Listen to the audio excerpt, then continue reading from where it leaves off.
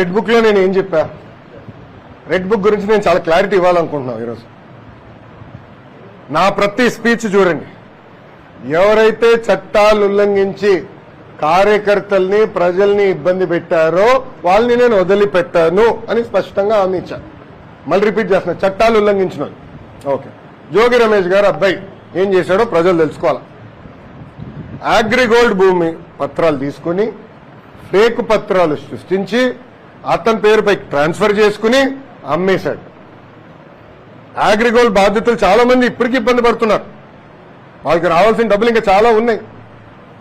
AgriGold భూములపైన fake పత్రాలు సృష్టించి అమ్మేశాడు, డబ్బులు సంపాదించాడు. అంటే యాక్షన్ తీసుకోకూడదా తెలుగుదేశం, జనసేన, భారతీయ జనతా పార్టీ ప్రభుత్వం? రేపు లిక్కర్లో కూడా యాక్షన్ తీసుకుంటాం, ఇసుక దండాల్లో కూడా యాక్షన్ తీసుకుంటాం. అంటే అడ్డగోలుగా ప్రజల భూమి దోచేసినా మేమేం పట్టించుకోకూడదా? నేను ఆనాడు హామీ ఇచ్చా, ఊరూరు మాట్లాడా ఎర్ర బుక్ గురించి.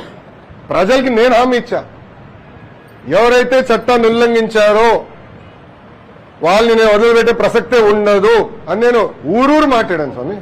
ఎర్ర బుక్ పట్టుకుని తిరిగా చూపించా ప్రజలకి. అందుకే ప్రజలు మాకు అంత అద్భుతమైన మ్యాండేట్ ఇచ్చారు. దాని ఒక్కోళ్ళే కాదు, అందరం కలిసికట్టుగా పోరాడడం, దాంట్లో భాగంగా రెడ్ బుక్ ఒక మ్యాండేట్ మాకు. నేను ఊరూరు చూపించా రెడ్ బుక్. నేను ప్రతి పబ్లిక్ మీటింగ్ లో చూపించా. ప్రజల నిన్న ప్రతి నియోజకవర్గంలో మేము గెలిచాం. సో ప్రజలు మాకు అంత క్లియర్ మ్యాండేట్ ఇచ్చారు.